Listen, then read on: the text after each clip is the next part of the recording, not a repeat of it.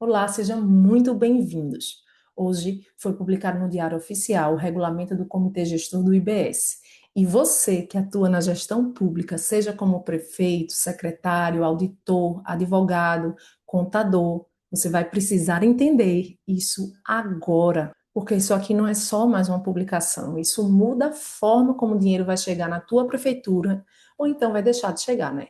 Então foi pensando nisso que eu preparei um presente para vocês. Um resumo prático, direto ao ponto, com os principais impactos do regulamento do IBS, o nosso famoso RIBS. Então, eu estou te explicando aqui de maneira objetiva sobre o que você vai precisar saber para se antecipar e não ser pego de surpresa. Bora lá? Existem 6 pontos que são de extrema importância. Temos aí a auditoria e a autonomia da prefeitura, os limites das alíquotas, as compras governamentais, os prazos relacionados ao CIB, o período que vai durar essa transição e, por fim, os incentivos para as políticas públicas. Se você entender esses 6 pontos, você já vai enxergar com muita clareza o que é que está acontecendo. E ao longo desse vídeo você vai ver o quanto tudo isso vai ser importante na prática da tua prefeitura. Então vamos lá. Eu vou começar justamente por um ponto que gerou muita dúvida e até uma certa preocupação, né? O ponto número 1 é a auditoria e a autonomia das prefeituras. Havia um temor muito grande, uma expectativa de que essa centralização do sistema fosse esvaziar o poder de fiscalização de cada prefeitura. Mas o que a gente pode verificar é que o regulamento nos mostra exatamente o oposto. O texto que está no RIBS, especificamente lá no artigo 567, ele é categórico ao garantir que a fiscalização do cumprimento das obrigações tributárias e a constituição do crédito tributário em si, ou seja, né, o poder de autuar, de cobrar o imposto, continua sendo competência das autoridades fiscais municipais e também as dos estados. Então, na prática, o comitê gestor e o comitê de harmonização, eles vão atuar apenas para uniformizar essas regras e prevenir, então, litígios, garantindo que a interpretação da lei seja, então, uma só em todo o país. Esse comitê ele vai atuar como um maestro do sistema, mas quem vai a campo, quem vai analisar a malha fiscal e vai lavrar lá o auto de infração, vai continuar sendo o auditor fiscal municipal.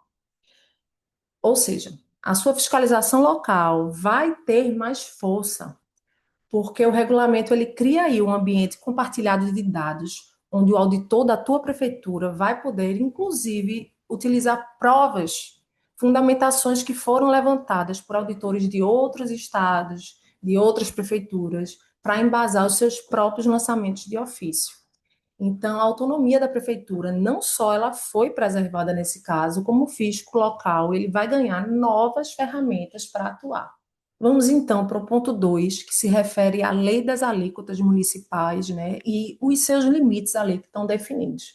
Vocês precisam entender que cada município vai precisar enviar um projeto de lei à sua Câmara para fixar lá a sua própria alíquota do IBS, só que aí vai ter uma trava que vai ser importantíssima, porque é terminantemente proibido fixar uma alíquota que seja ali muito baixa, onde você, como município, vai precisar enviar um projeto de lei para a sua Câmara Municipal, fixando a sua própria alíquota do IBS.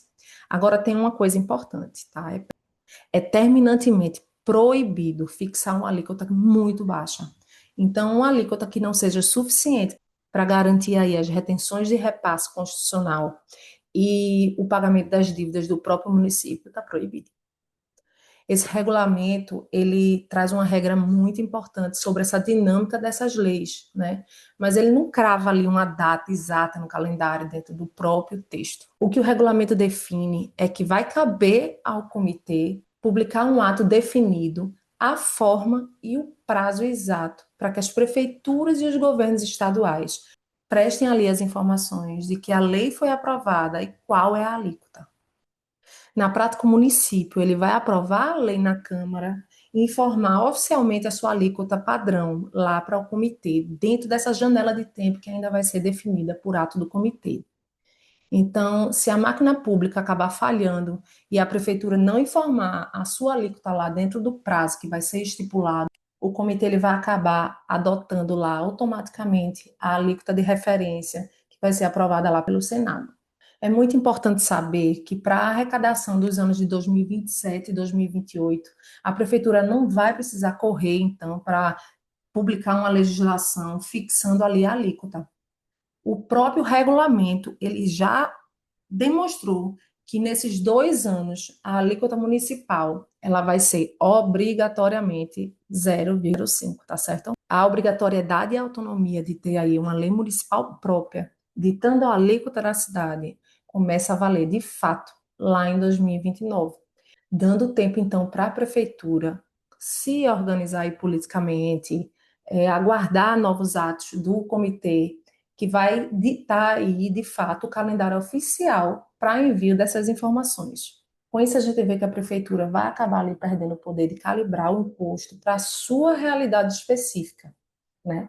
E quando a gente fala aí em calibrar, a gente acaba falando na prática de gestão de caixa.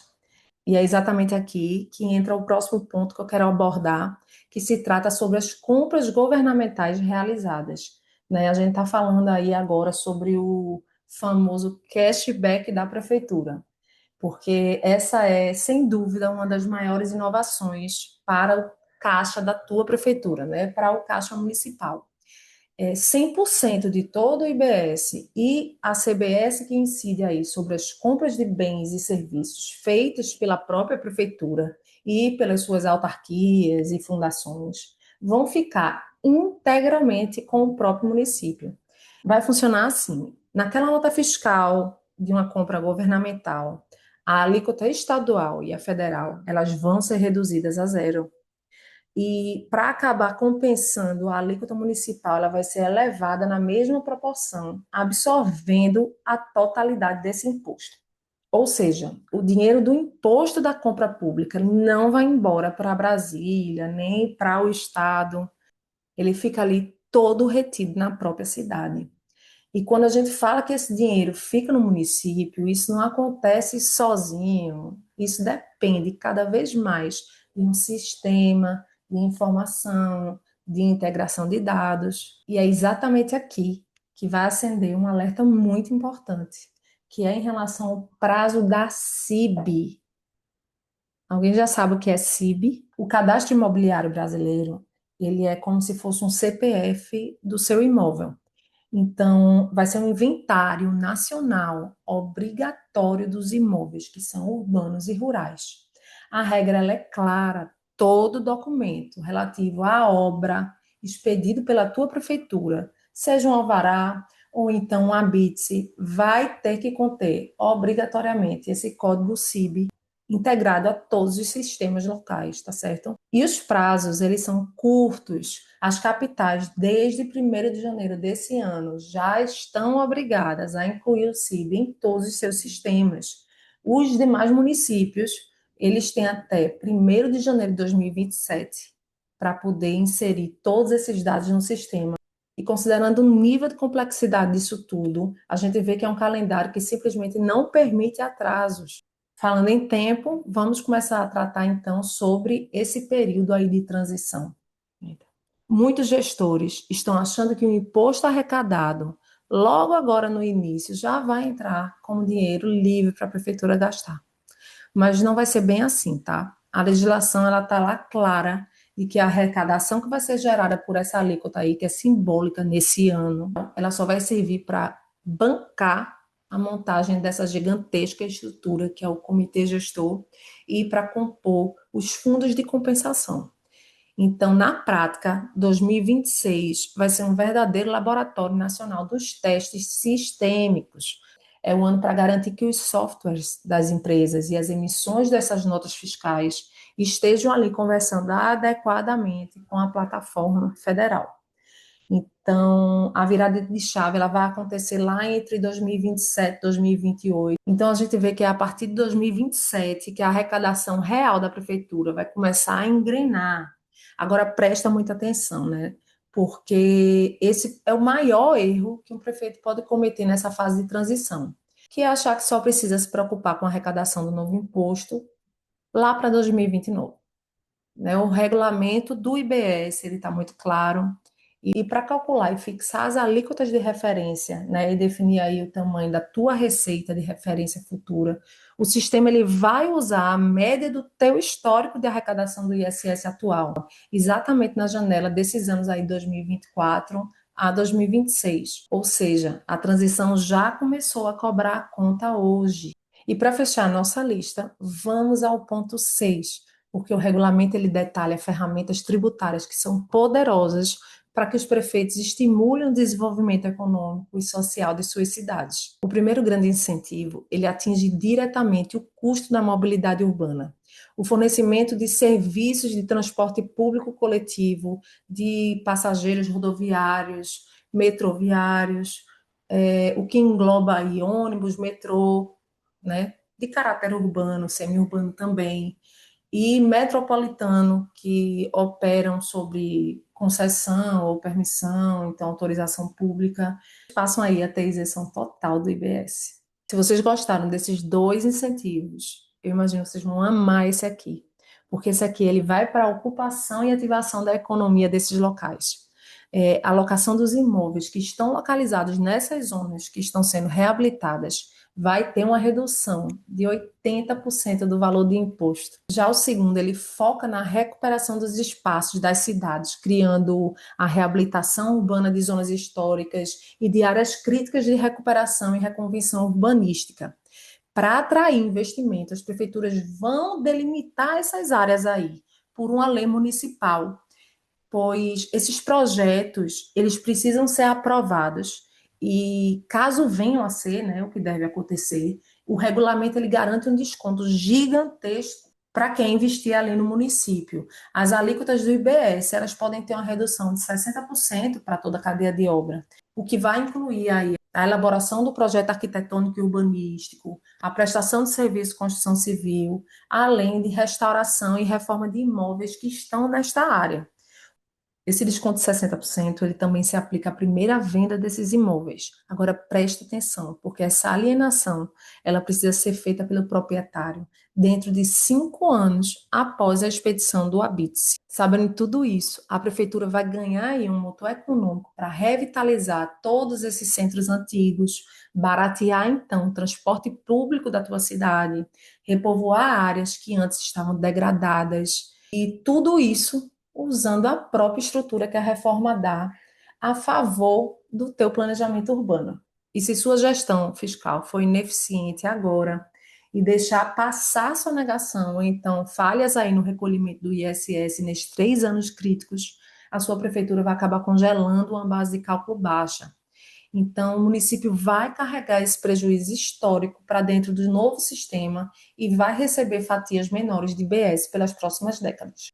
É por isso que investir em inteligência de dados, cruzar a malha fiscal e recuperar receitas atrasadas do ISS de 2024 a 2026 deixou de ser uma opção. Virou uma questão de sobrevivência para todas as prefeituras. Então, contratar tecnologia para auditar esse ISS agora não é um gasto, é o único seguro que você tem para blindar a receita da sua prefeitura no futuro. Então, olhando o cenário completo, fica muito evidente que o volume das novas obrigações operacionais é gigantesco.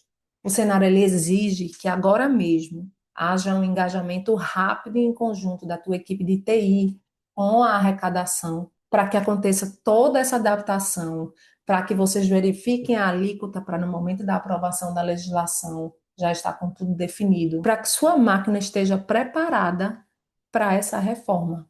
Tudo isso não vai se fechar de última hora. Então, vocês precisam realmente verificar se as equipes de tecnologia da sua prefeitura, se a tua secretaria de finanças, se o teu setor de tributos, se o teu setor de TI, se eles estão preparados para essa transição. Porque o medo de perder a autonomia já passou, né? Agora a gente precisa arregaçar as mangas e garantir o futuro fiscal do teu município. Porque quem se antecipar vai proteger a tua arrecadação. Mas quem vai esperar vai correr o risco de perder. E será que a tua prefeitura está de fato preparada? Agora está esperando só o problema chegar.